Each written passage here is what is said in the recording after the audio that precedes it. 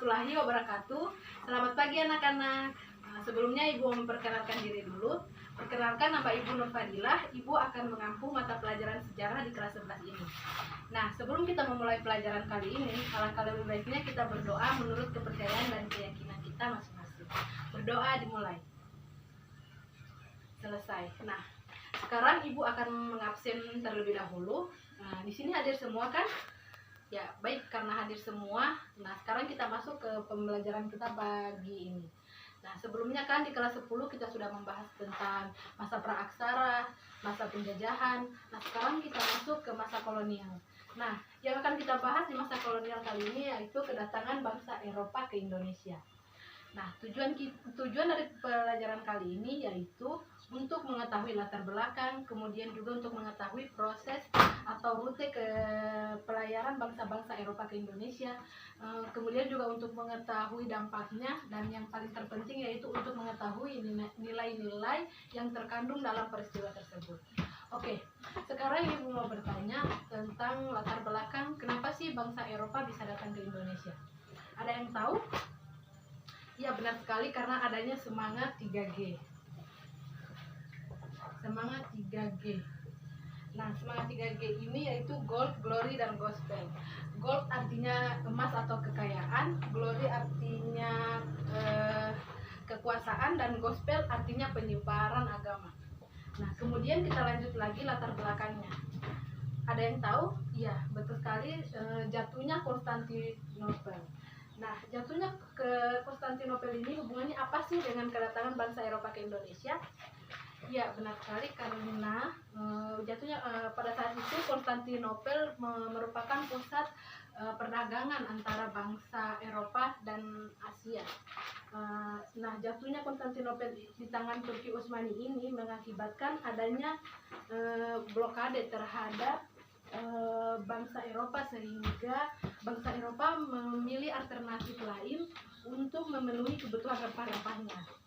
Ada lagi yaitu kemajuan iptek ya. Pada saat itu iptek berkembang sangat pesat ya, terutama di bidang navigasi. Contohnya ditemukannya teropong, kemudian ditemukannya kompas, sehingga memudahkan pelayaran. Kemudian juga adanya teori heliosentris. Nah, teori heliosentris ini mengemukakan bahwa tata surya di bumi itu berbentuk apa sih? Ya, benar sekali ya, berbentuk bulat.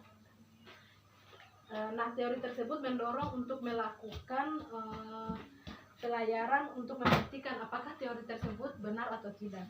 Lalu yang terakhir yaitu perjalanan Marco Polo. Nah, perjalanan Marco Polo ini mengakibatkan bangsa-bangsa lain terinspirasi untuk melakukan pelayaran samudra. Kemudian Ibu mau tanya lagi nih, bangsa mana saja sih yang pernah datang ke Indonesia? Ada yang tahu? Iya, benar sekali ya, ada Portugis, Belanda, Spanyol, kemudian juga ada Inggris. Nah, kenapa sih yang dipilih itu Indonesia? Apa saja daya tarik Indonesia sehingga bangsa Eropa datang ke Indonesia?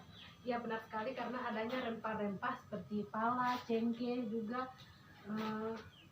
Kemudian kalau kita tarik di zaman sekarang, apakah kita sudah bisa mengelola kekayaan kita sendiri?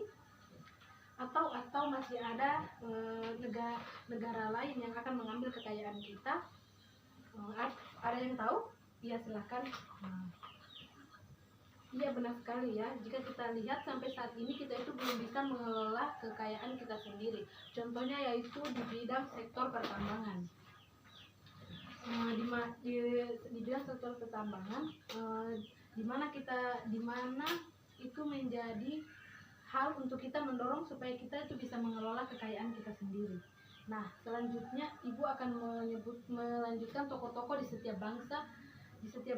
Nah, yang pertama itu Portugis. Nah, di Portugis itu ada Bartolomeus. Nah, yang kemudian Vasco da Gama. Nah, kemudian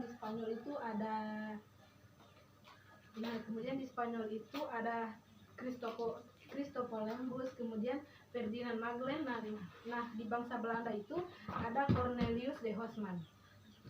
Nah, kalau di Inggris siapa? Ada yang tahu? Ya, angkat tangan. Iya, benar sekali ya. Di Inggris itu ada Henry Middleton. Oke, tadi itu Ibu sudah menjelaskan latar belakang, kemudian juga Ibu sudah menjelaskan tokoh-tokohnya. Nah, sekarang sampai di sini ada yang mau ditanyakan? Belum ada ya. Kalau belum ada, Ibu kalian bagi menjadi 4 kelompok. Nah, di setiap kelompok itu membahas tentang kedatangan atau pelayaran rute bangsa setiap bangsa ya. Nah, kelompok 1 itu bangsa Portugis, nah kelompok 2 itu bangsa Belanda, kelompok 3 itu Spanyol, dan kelompok 4 itu Inggris. Oke, sampai di sini sudah paham? Nah, kan sudah paham ya. Tadi juga kita sudah berdiskusi, kemudian juga kita sudah membentuk kelompok. Nah, sekarang Ibu akan mengevaluasi pembelajaran kita kali ini. Oke, tadi Ibu juga sudah mengevaluasi pembelajaran kita kali ini. Nah, sekarang kita akan menarik kesimpulan pembelajaran kita kali ini. Nah, siapa yang tahu kesimpulan pembelajaran kita kali ini? Iya, silakan. Ya, benar sekali ya. Kesimpulannya bahwa semangat 3G ini, Gold, Glory, dan Gospel, mendorong bangsa-bangsa Eropa untuk melakukan pelayaran dan kemudian datang ke Indonesia. Nah, kemudian kita lanjut lagi nih, nilai-nilai apa sih yang bisa kita ambil dari pembelajaran kita kali ini? Ya, benar ya. Kalau dalam sebuah peristiwa bahwa kita memenuhi sebuah jalan buntu, kita jangan pernah menyerah dan kita harus berusaha mencari jalan alternatif lain. Kemudian kita harus mengenali kekayaan kita. Ya, itu tadi pembelajaran kita tentang kedatangan bangsa Eropa ke Indonesia. Nah, kalian persiapkan belajar terlebih dahulu perkembangan bangsa Eropa ke Indonesia, kemudian untuk pertemuan minggu depan. Kemudian untuk mengakhiri pembelajaran kita pada kali ini, alangkah lebih baiknya kita berdoa. Kita akhiri dengan doa. Berdoa dimulai.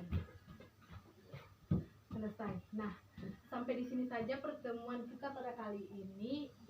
Ibu ucapkan banyak terima kasih dan Ibu akhiri dengan ucapan wassalamualaikum